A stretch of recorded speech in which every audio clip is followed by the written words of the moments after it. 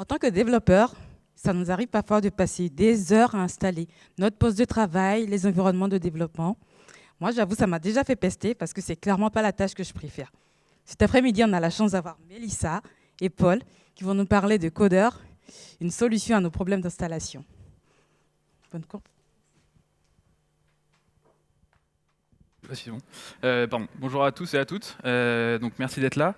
Et donc effectivement, aujourd'hui, on va parler d'environnement de développement dans le cloud, et plus particulièrement d'un outil qui s'appelle Coder. Et donc je suis désolé, on ne parlera pas de Grip 1 aujourd'hui. On va commencer par se présenter rapidement. Donc pour ma part, c'est Paul. Je travaille chez Soprasteria et je suis basé à Nantes. Et j'interviens sur tout ce qui va être sujet plateforme, donc CI/CD, infrastructure, Kubernetes et tout l'outillage transverse qu'on va pouvoir développer pour les devs. Et comme vous pouvez le voir, je ne suis pas seul. Bonjour à tous, donc moi c'est Mélissa, ça fait un peu plus de 4 ans maintenant que je suis DevOps, je travaille également à Soprasteria et j'interviens donc pareil un petit peu sur tout ce qui est SRE, sur du Cube, tout ce qu'on a en parc de VM et des outils également qu'on met à disposition pour nos devs. Je vous propose tout de suite de passer au sujet de la conférence avec un petit peu de contexte. Donc on a un pôle d'à peu près 200-250 personnes et on avait plusieurs problématiques sur ce pôle. Donc l'idée, ça a été de faire un sondage pour pouvoir un petit peu mieux les chiffrer et être sûr de ce qu'on avançait. De ce sondage sont sortis plusieurs chiffres que je vais vous présenter maintenant. Donc on avait un temps de build moyen sur nos projets qui était à peu près de 15 minutes. Pour certains, c'était une demi-heure, pour d'autres, c'était même jusqu'à 3/4 d'heure, donc assez long. On avait également des problèmes au niveau de nos installations de postes, avec des temps d'installation qui étaient longs. On était donc sur 2 jours en moyenne. On arrivait également à des sommes 8 à 9 jours pour certains projets. Et surtout, le gros problème qu'on avait, c'est que ces installations de postes étaient très peu automatisées. Donc on avait 98% de réalisés manuellement à peu près. Lié au fait que beaucoup de ces installations étaient faites manuellement, on avait également des gros problèmes au niveau de l'homogénéité entre les environnements. Donc, face à ces problématiques-là, il y a déjà des solutions qui avaient été mises en place. Dans le cas des temps de build sur nos projets, on a essayé d'utiliser des PC, dits PC boostés, donc des machines qui étaient plus puissantes. On a également utilisé certains outils comme JRebel qui ont plutôt bien fonctionné sur certains de nos projets, principalement les legacy, donc les plus anciens. Pour tout ce qui est installation de postes et homogénéité, c'est plutôt sur du scripting qu'on a été joué. Donc on a un outil en interne qui a été développé qui s'appelle Modern Workstation qui permet un petit peu d'aider à la mise en place des infras. Mais toutes ces solutions-là, du coup, ça fait beaucoup de choses qui vont un peu dans tous les sens. Et nous, ce qu'on cherchait, c'était quelque chose qui puisse répondre à ces 3 problématiques avec une seule et même solution. Et c'est donc là qu'on va commencer à discuter de CDE. Donc, le Cloud Development Environment, l'idée, ça va être de pouvoir déporter sur du cloud tout votre environnement de dev pour pouvoir réaliser vos tests, vos compilations et vos déploiements.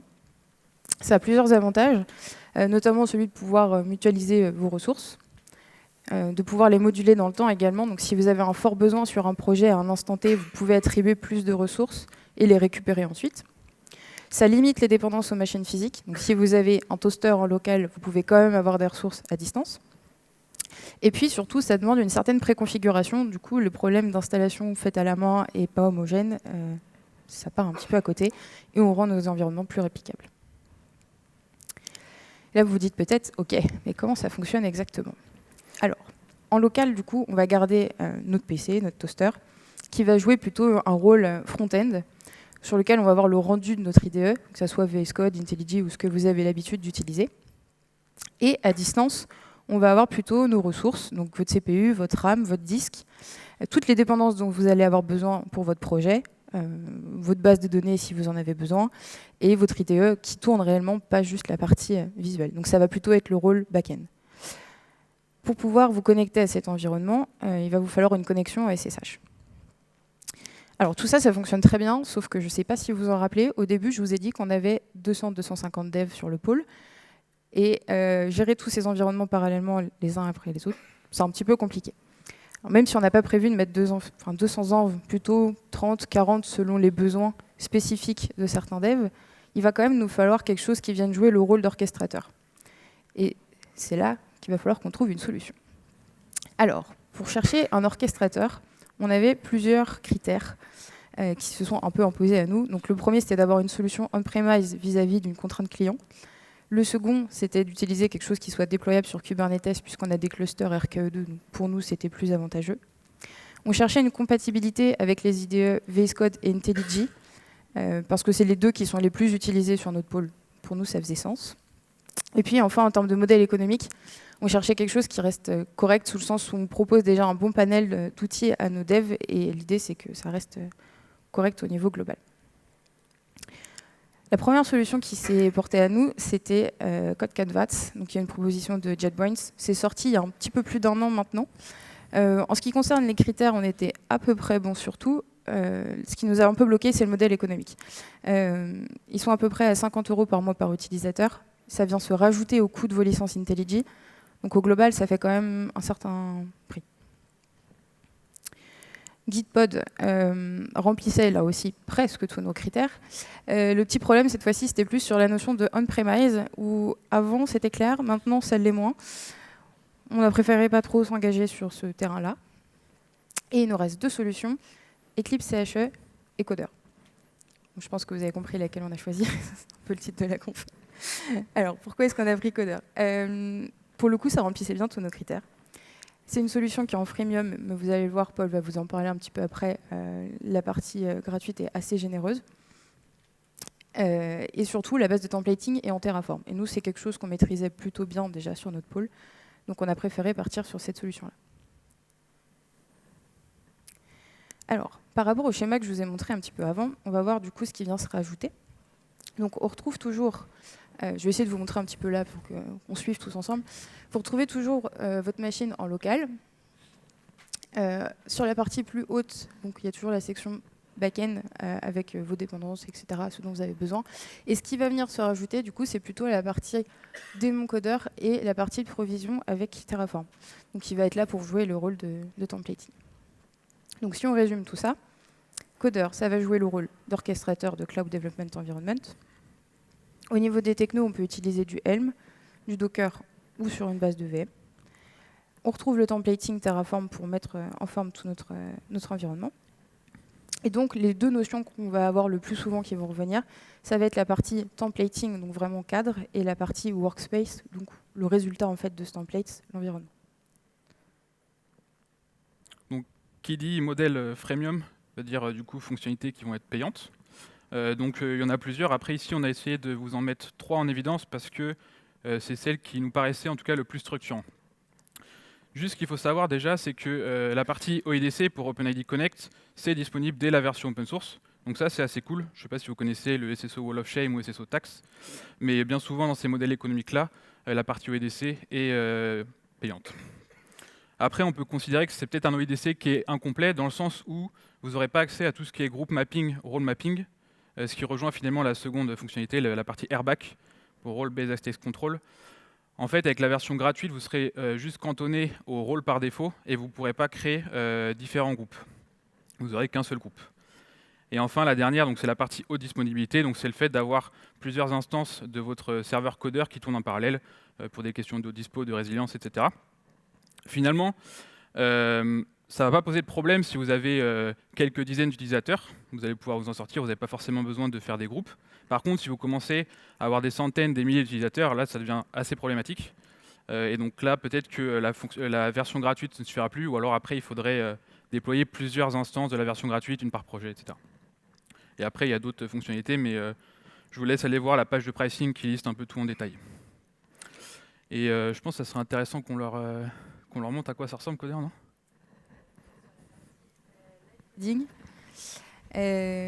Donc, l'objectif de cette partie, ça va être de vous montrer un petit peu à quoi ressemble l'outil. On va créer un template tous ensemble. On va l'adapter en fonction d'un projet qu'on a créé là pour la conférence. Et on va vous montrer un petit peu ce que ça rend sur les IDE, donc que ce soit sur VS Code ou sur IntelliJ.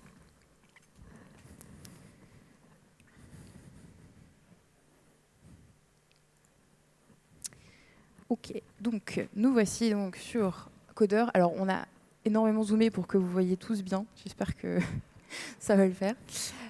Donc on a 2 premiers onglets qui s'offrent à nous, donc une partie environnement et une partie de templating.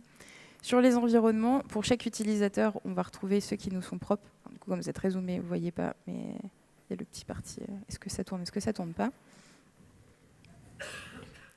Quand on est en administrateur, on a également la vue sur les autres utilisateurs. Alors là, on en a recréé un juste pour la conf, donc on n'a personne d'autre. Mais voilà. Pour la section de templating, là, ce qu'on retrouve, c'est 2 templates qu'on a créés pour la conférence, et c'est ceux avec lesquels on va jouer. Donc il y aura un template un peu basique, et puis celui qu'on va remodifier pour le projet. Là, pareil, ça ne se voit pas très bien, mais sur le côté, on a la possibilité de créer des environnements depuis ces templates. Et puis on retrouve quelques informations dessus qui peuvent être plus ou moins intéressantes. Le nombre de développeurs que vous avez dessus, le temps que ça va prendre pour réussir à build tout ça. Avant de créer un template, on va juste regarder les 2 derniers petits onglets qui sont là. Donc, vous avez toujours une partie Admin Settings avec des informations sur votre déploiement. Alors, du coup, très zoomé, ça rend pas très bien. Désolée. Hop. Donc, vous avez quelques graphiques avec des informations qui peuvent être intéressantes sur l'outil. Ils ont rajouté pas mal de features. Donc, pareil, n'hésitez pas, si jamais l'outil vous intéresse, elle est un peu plus fouillée. Et puis, il y a une partie Health Check également qui permet de vérifier que tout fonctionne bien sur votre infra. Et bien sûr, elle est en bas. Tout est vert, tout va bien. OK, donc pour notre section de templating, ce qu'on va faire là, c'est qu'on va partir pour créer un nouveau template tous ensemble.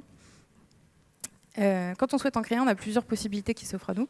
Le premier, ça va être d'upload un fichier qui est déjà existant que vous avez, ou alors de prendre un starter template. Les starter templates, c'est des templates du coup qui sont préfaits, avec des technologies en particulier. Donc là, par exemple, on me propose du Docker, du AWS. Nous, celui qui va nous intéresser, qui est du coup très bas, c'est celui sur Kubernetes. Hop là. Donc là, on a le kube deployment. Et ils l'ont mis dans les starter templates, ce n'était pas le cas avant. Vous pouvez également partir from scratch. Il est tout à la fin, si jamais vous le cherchez.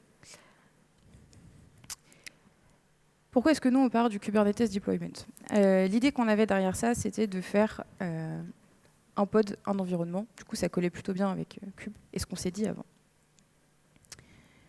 Qu'on peut utiliser le template. De là, on nous propose de le renommer. On a également un nom d'affichage, la possibilité de mettre une petite description. Et puis, un peu anecdotique, mais vous pouvez rajouter des emojis. Quand vous en avez beaucoup, pour les retrouver, ça peut aider un petit peu. C'est pratique. Le template sont là déjà, du coup, je ne vais pas le recréer. On va gagner un petit peu de temps. Il est juste ici. Donc, pour chaque template, maintenant, on va retrouver la possibilité de créer un environnement, quelques informations sur le template en question, le README, que vous avez tous bien rempli, évidemment, la partie source code. Alors là, il y a des choses à dire, mais c'est Paul qui va vous le présenter après, donc je passe très vite. Une partie plutôt versionning, où vous allez retrouver toutes les modifications que vous avez appliquées à votre template. Donc là, par exemple, c'est le moment où Paul a été récupéré le starter template. Et s'il avait rajouté des modifications, il y aurait eu des commits en plus. La partie embed, on va revenir un petit peu dessus, mais après. Là. Yes. Je vous propose de mettre un peu les mains dans le cambouis et de voir qu'est-ce qui se cache finalement derrière un template. Donc, pour petit rappel, comme l'a dit Mélissa, le template, ça sert un peu à décrire quel type d'infrastructure on va vouloir créer pour nos environnements. Et à partir de ce template-là, on va pouvoir créer des workspaces pour les environnements. Donc, je vais pouvoir éditer le code directement depuis ici. Donc, ça se base sur Terraform. Donc, pour faire très simple, c'est un outil qui permet de faire de l'infrastructure as code. Donc, de manière déclarative, dans des fichiers, vous allez pouvoir décrire quel type d'infra vous souhaitez créer, quel composant vous souhaitez créer, etc. Et ensuite, avec un outil Terraform ou le fork open source OpenTofu, vous allez pouvoir créer cette infra. Donc, un template, ça va être composé de un ou plusieurs fichiers.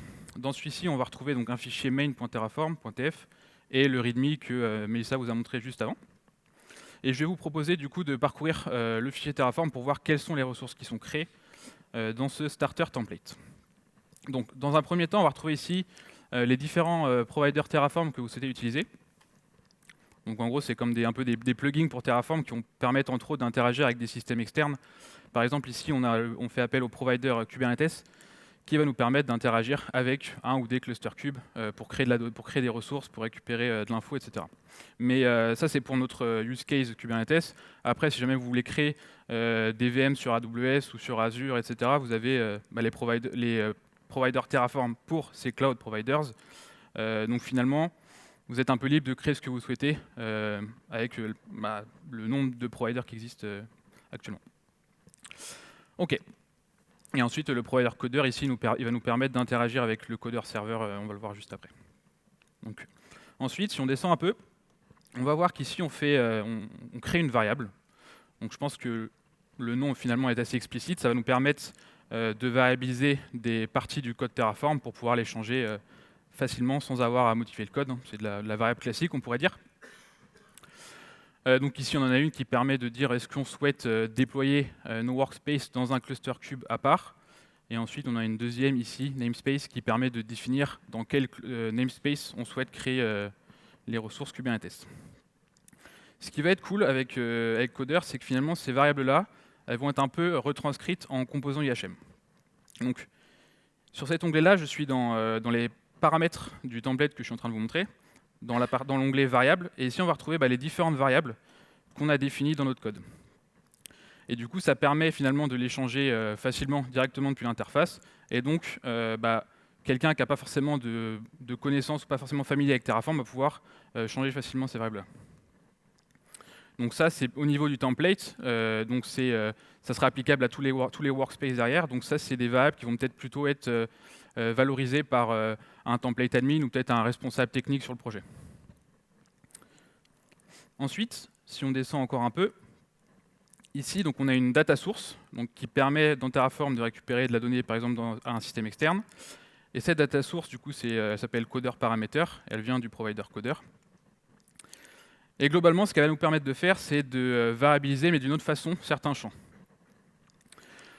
Par exemple, ici, c'est pour la partie CPU.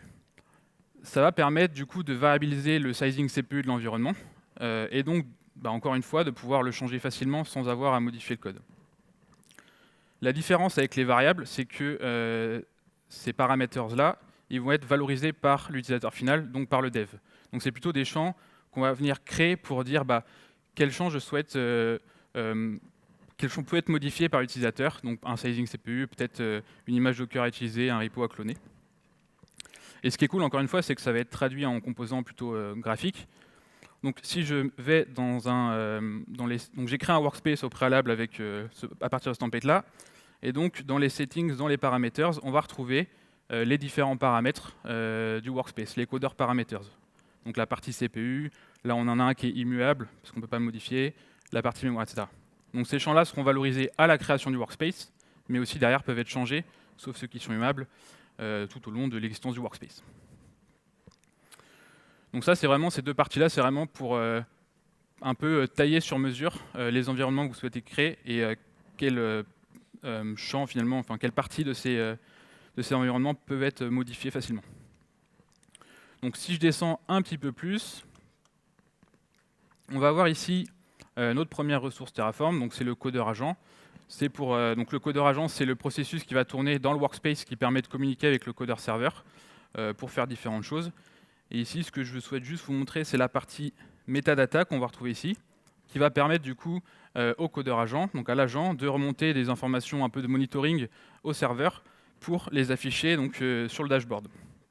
Donc c'est très simple, c'est une commande à intervalle et du coup cette info sera remontée régulièrement.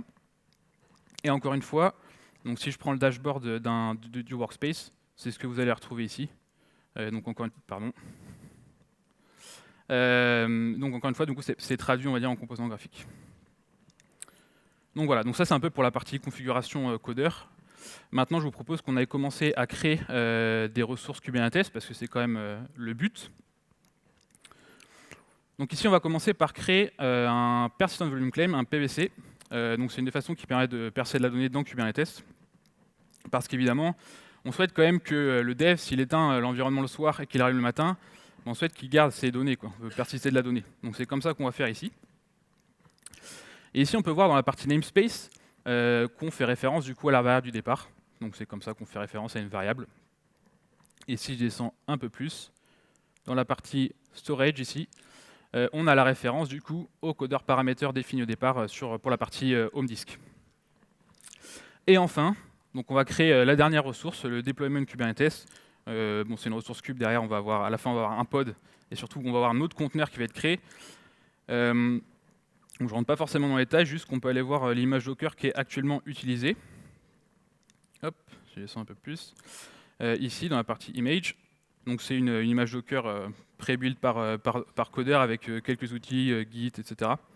Donc finalement, c'est cette image Docker là qui va faire en fait office de workspace. C'est ça, c'est dans cette image Docker finalement que vous allez devoir mettre tout votre outillage. Et je pense qu'on pourrait leur montrer comment est-ce qu'on crée un workspace. Il y a moyen. Allez, je te laisse. Merci. Alors, on est parti pour utiliser ce template. Dans la partie environnement, on peut ici créer du coup un nouvel environnement. On nous propose d'utiliser les templates qu'on a à dispo. Donc là, celui que Paul va nous présenter, c'est celui-ci. De là, on nous propose de compléter le nom du workspace, que je vais très simplement intituler test. Ça utilise déjà son adresse email. On retrouve les informations dont tu parlais avant avec le CPU qu'on peut sélectionner, la taille du disque et également la mémoire. Et donc là, on peut directement créer notre environnement. Encore une fois, pour gagner un petit peu de temps, il est déjà disponible. Il est juste ici. Donc là, comment est-ce que je le reconnais? Outre le nom, vous voyez aussi que vous avez le template qui est utilisé, qui apparaît. Donc ça peut toujours aider à ce moment-là. Paul vous a un petit peu présenté la page. On a les infos sur le CPU, RAM, et disque, etc. qui sont utilisés dans l'environnement. Ce qui va nous intéresser aussi, là, c'est de voir un petit peu ce qu'on a sur cet environnement. Donc là, si je vous fais juste un ls très rapide, on voit qu'on a juste le lost and found et c'est tout. Gardez-le en mémoire pour la suite, ça va être utile. Et dans les propositions d'IDE qu'on a, on a donc VS Code qui était mis dans le code par défaut. Maintenant, je ne sais pas si vous vous rappelez, au début, je vous ai dit qu'on allait se mettre sur un projet type pour la conférence. Et donc, il sera un petit peu temps qu'on adapte tout ce template à ce qu'on voudrait. Hop. Donc, ce projet test, il va avoir un cas d'usage assez simple. On va retrouver une partie back-end en Java, une partie plutôt front-end Angular et une base de données en MongoDB.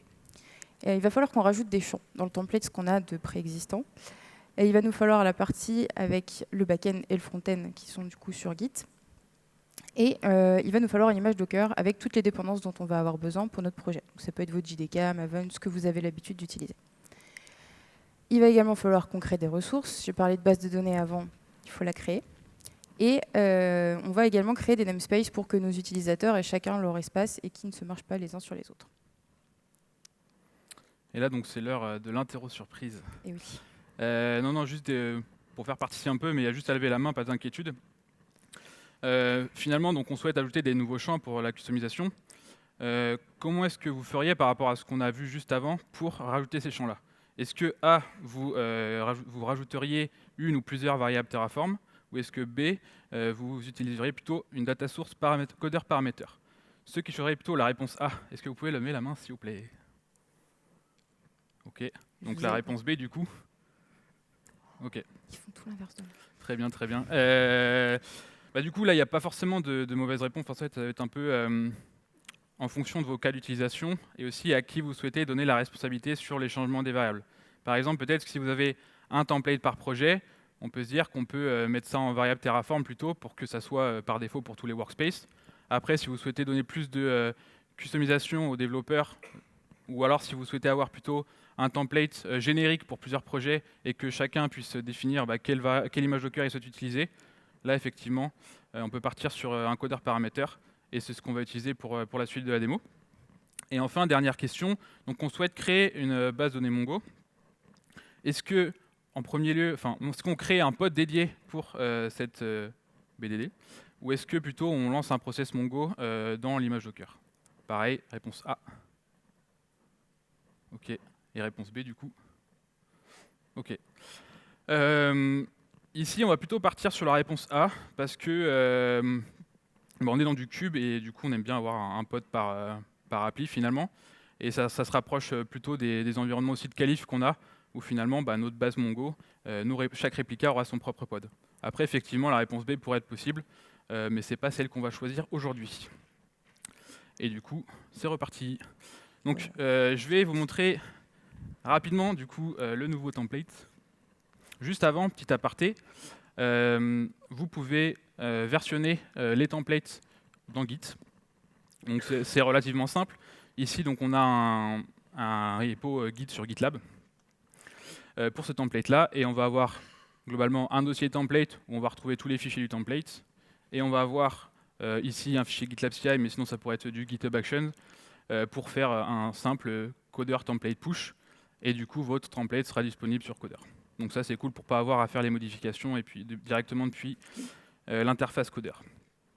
Et dernière petite aparté, donc pour l'image Docker qu'on va utiliser, même si on s'en fiche un peu, mais globalement c'est celle-ci. Donc on part de la minimale de Coder, et après on va venir installer tous les outils dont le dev aura besoin, comme quand vous suivez l'install de poste, on installe Maven, on installe un JDK, Node, etc.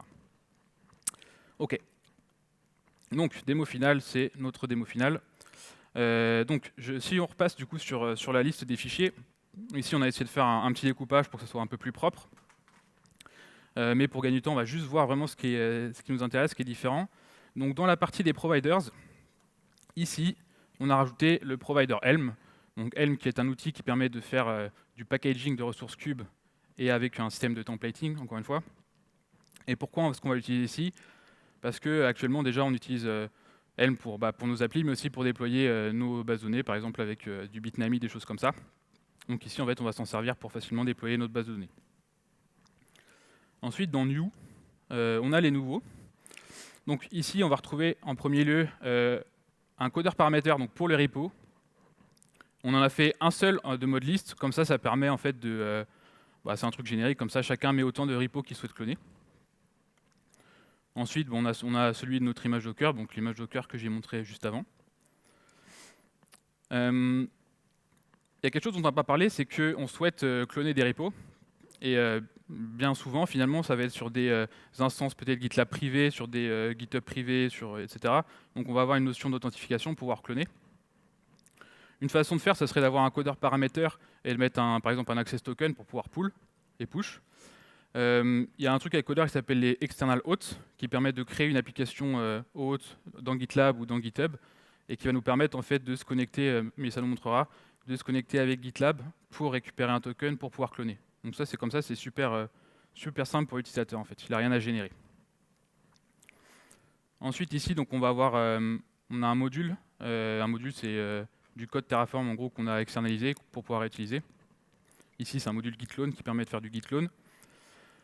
Ce module-là, du coup, on a fait un for each pour clone tous les repos qu'on a mis dans notre champ précédemment. Et par contre, ce qui est intéressant, c'est que du coup, il vient d'un registry Coder, qui est un registry de module Terraform pour Coder.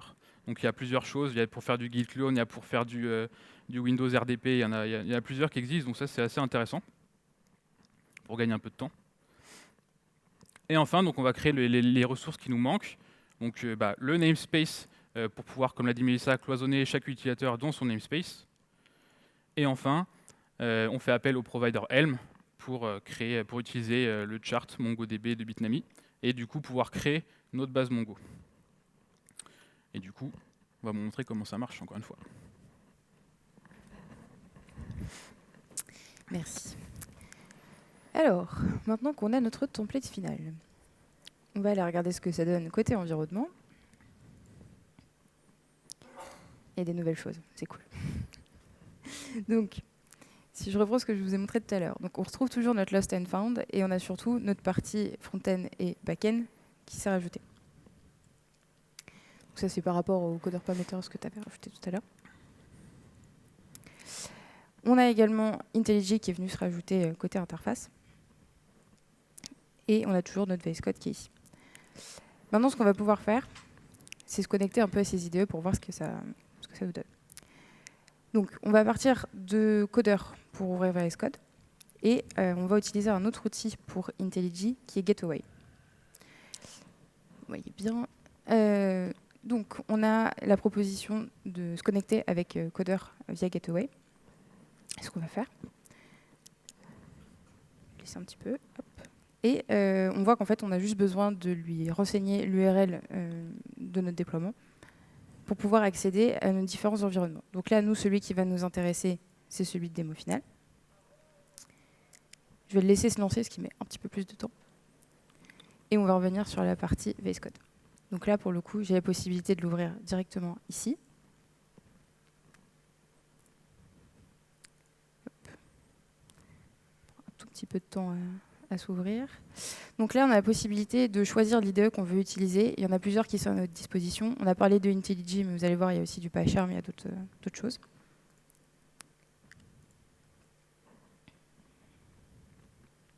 On va le laisser faire. Et du coup, côté VS Code, on voit qu'on a bien toute notre partie code qui se retrouve ici. Je pense que tu vas montrer la création du workspace. Oui, On l'a peut pas aussi. monté. Le temps qui charge, pouvoir s'occuper. Hop. Donc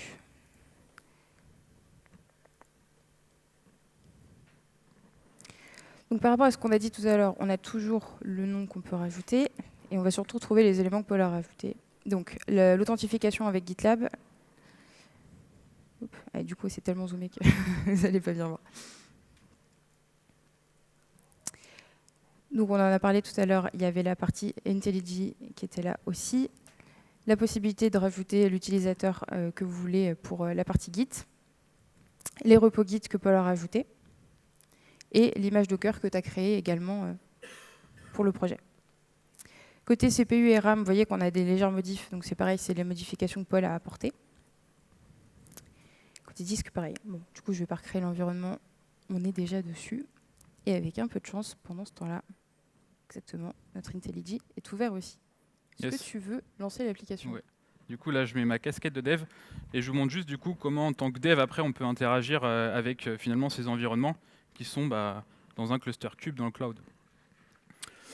Sur la partie, donc là, en fait, on va avoir IntelliJ qui va nous permettre de lancer le back-end et VS Code qui va nous permettre de lancer le front-end. Après, si vous êtes full VS Code, full IntelliJ, ça marche aussi. Ce que je peux vous montrer vite fait, c'est que là, avec mon terminal, je vais pouvoir interagir avec le cluster cube pour récupérer les différents pods. Et donc, on va bien avoir le workspace actuellement dans lequel on est, et du coup, un pod pour notre base Mongo. Et après, bon, si on récupère les services qui permettent de communiquer entre nos différentes applications au sein du cluster cube, on va bien avoir du coup notre service MongoDB. Et du coup, ça va être le hostname qu'on va utiliser ici dans la MongoDB URI. Au lieu d'utiliser un localhost, on va utiliser du coup le hostname du service. Donc je vais lancer le back. Normalement, il devrait être assez rapide. Et je vais passer... non, je vais attendre vite fait. Voilà. Il a détecté que j'avais ouvert le port 8080 et du coup, il nous propose, par exemple, de faire du port forwarding vers ce port-là pour pouvoir accéder depuis le port local 8080 vers le port distant 8080. Ce qui est assez pratique. Et ensuite, du coup, si je vous montre avec VS Code, donc on va aller dans le front-end, et du coup, je vais juste le lancer. Donc là, on va voir aussi que, pareil, VS Code va détecter qu'on ouvre un port 4200 et va faire un port forwarding automatique. Du coup, si on ouvre derrière dans le navigateur, on voit, je sais pas si on voit pas très bien ici, mais du coup, c'est bien le localhost 4200, et du coup, qui est forward vers le port distant dans le cluster.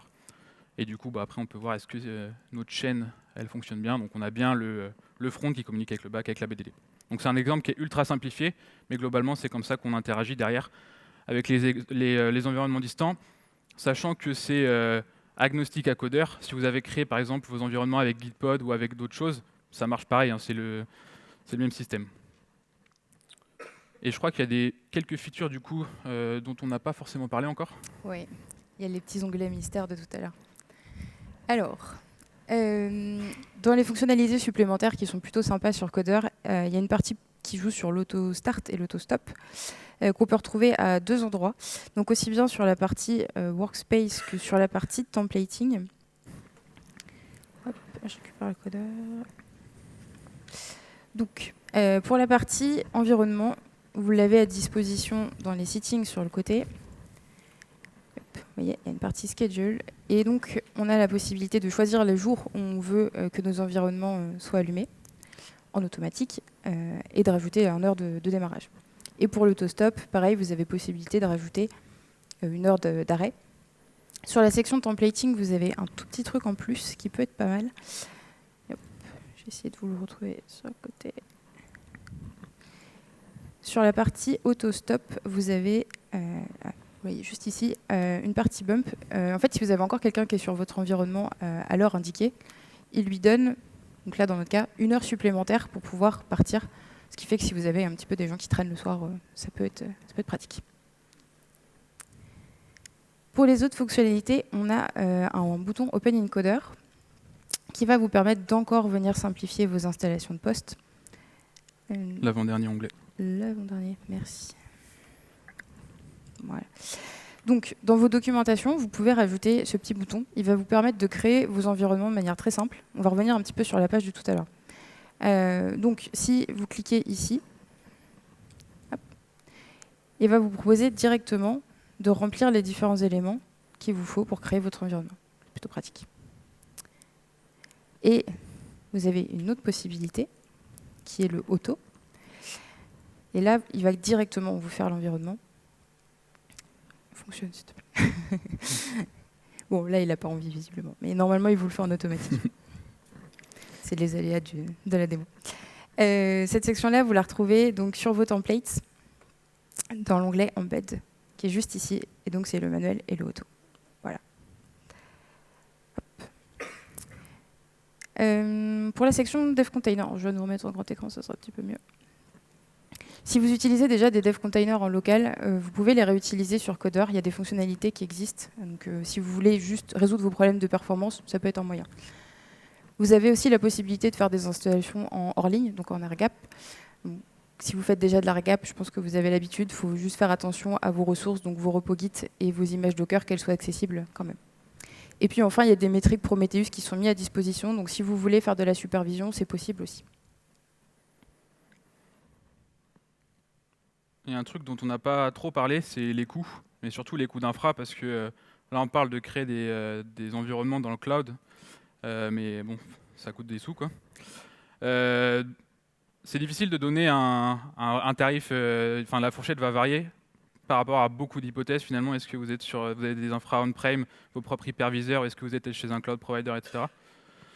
On a quand même essayé de faire une modélisation pour avoir une idée.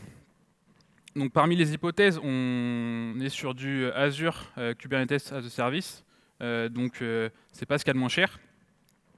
Et on est en mode pay as you go, donc l'idée c'est de payer à l'utilisation, parce qu'on veut quand même économiser de l'argent quand personne travaille, quoi. Dans l'idée, on est parti sur 4 CPU, 8 Go de RAM par environnement, et sur un total de 10 environnements, donc 10 devs par exemple en simultané, ce qui est fait en gros, il nous faudra un cluster théoriquement avec au moins 40 CPU et 80 Go de RAM.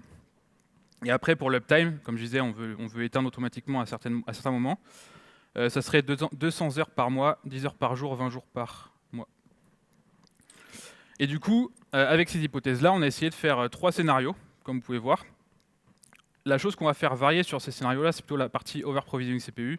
Donc le fait d'avoir au total plus ou moins ou pas assez de CPU, on va dire, par rapport à ce qu'on souhaite provisionner. Sur le CPU, c'est une ressource qui est dite compressible. Du coup, on peut se permettre de l'over-provisioning. Si on consomme tout, il y aura de la load, ça va ramer, mais ça ne va pas cracher. Par contre, la RAM, c'est une ressource qui est dite incompressible. Donc là, il n'y a pas d'over-provisioning, parce que si on consomme plus de RAM qu'il y en a, ça fait du out of memory. Et donc, dans ces 3 scénarios-là, donc on va dire 2 scénarios assez extrêmes. Un où on a une sorte d'under-provisioning, moins 17% là. Ça veut dire que finalement, on aurait tous nos environnements pourraient être tournés à 100% de CPU. On aurait encore de la place pour mettre 2 environnements à peu près. Donc là, c'est peut-être aussi un peu gâcher des ressources. Et après, il y a le cas extrême, 67% de CPU, d'over-provisioning CPU, pardon. Là, clairement, il y a beaucoup plus de chances que si tout le monde est à 100%, que le cluster il commence à ramer de ouf.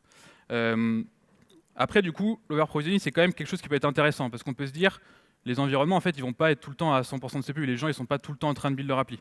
Donc après, c'est peut-être il faut trouver le sweet spot, en fait. Qu'est-ce qui va être le mieux entre économiser des sous, mais aussi quand même garantir une expérience utilisateur qui est correcte.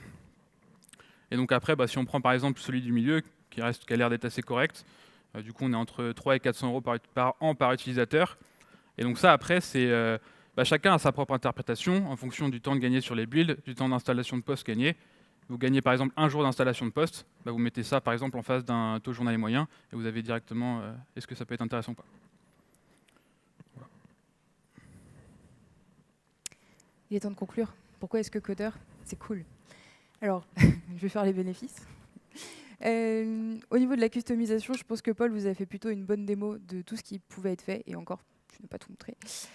Ça peut aller assez loin, c'est l'avantage du Terraform. Donc, là-dessus, plutôt positif. On a fait des tests avec certains projets. Au niveau des temps de build, on est aussi d'accord pour dire que c'est plus rapide. Pour vous donner un peu de chiffres, on n'en a pas énormément, mais quand même. Sur un temps de build de 15 minutes en local, on est passé à 10-5 minutes sur un environnement à distance. Sachant que du coup, plus vous laissez un environnement performant à distance, plus vous aurez des résultats qui sont bons. C'est à vous de jauger ce que vous voulez exactement. Pour ce qui est des installations de postes, oui, on a gagné du temps, ça c'est sûr. Et surtout, oui, on a des environnements qui sont plus homogènes. Ça tombe bien, c'est ce qu'on voulait au début. Par rapport à l'équipe qui est sur Codeur, je vous l'ai dit un petit peu pendant la présentation, il y a souvent des nouvelles fonctionnalités qui sortent. C'est toujours le cas. C'est une équipe qui est très active. Donc si jamais l'outil vous intéresse, n'hésitez pas à aller voir régulièrement ce qui se passe, parce qu'il se passe pas mal de choses. Et donc il y a quand même quelques points d'attention à soulever. Bon, après, le premier, ça peut être positif. En tout cas, dans notre cas, c'était positif. Après, dans d'autres cas, c'est négatif. Mais c'est que du coup, ça nécessite des compétences Terraform. Nous, c'est pour ça qu'on a choisi Codeur. C'était parce que c'est du Terraform, donc ça nous plaisait bien. Mais si vous n'avez pas forcément les compétences ou si vous n'avez pas forcément du Terraform qui traîne, peut-être que la question se pose, est-ce que c'est intéressant ou pas? Ensuite, on nous a remonté donc, dans les différents, par les projets pilotes qu'effectivement, quand il y a des instabilités réseau, l'expérience elle est vraiment dégradée. Finalement, c'est un peu décaler le problème du PC qui rame vers potentiellement, s'il y a des problèmes réseau, il y a de la latence, ça lag. Donc vous écrivez, vous attendez une seconde que la touche elle apparaisse. C'est pas ouf quoi. C'est pas terrible. Et du coup, peut-être cas encore plus pire, c'est que si jamais il y a des coupures réseau, là en fait votre environnement il est même plus accessible. Vous pouvez même plus dev. Donc après, il y a peut-être une réflexion à avoir sur avoir un backup si jamais il y a des coupures réseau, comment est-ce que je fais pour travailler en local sans avoir à installer en local le poste, sans avoir à tout faire ce qu'on ne voulait pas faire. Donc par exemple, dev container, ça pourrait être une piste. On disait que de notre point de vue, le modèle économique, il est assez sain, on va dire, actuellement. Après, il faut voir comment ça évolue. Ça arrive souvent qu'il y ait des modèles freemium qui sont sains au départ et qui peuvent vite partir dans le dark side, on va dire. Donc à voir comment ça évolue et si ça reste toujours aussi bien. Il faut bien identifier ses besoins, dans le sens où, si jamais vos temps de build ils sont corrects, mais vous voulez juste accélérer les installs de poste, peut-être que c'est overkill en fait. Peut-être que juste déjà commencer par des choses comme dev container pour pouvoir avoir vos environnements en tant que container, ça suffirait finalement. C'est un peu ce qu'on fait là, sauf qu'on fait du dev container dans un pod globalement. Donc bien voir est-ce qu'il y a besoin d'avoir un orchestrateur d'environnement de dev ou juste en local déjà ça suffirait. Et du coup, ça nécessite des compétences Docker. Il y a des projets qui font pas de Docker, qui n'ont pas forcément de code sur Docker. Donc il y a aussi il faut avoir quelqu'un dans le projet qui puisse troubleshoot du Docker. On a des référents techniques qui troubleshoot du Maven, qui troubleshoot du Node. Là du coup il faut encore un cran de troubleshoot supplémentaire. Donc voilà. Je vais vous laisser regarder le repo guide si jamais il y a des choses que vous n'avez pas eu le temps de bien voir pendant la conférence et que ça vous intéresse. Et si vous voulez également nous laisser un feedback, il y a le petit QR code qui est disponible. Merci beaucoup. Merci.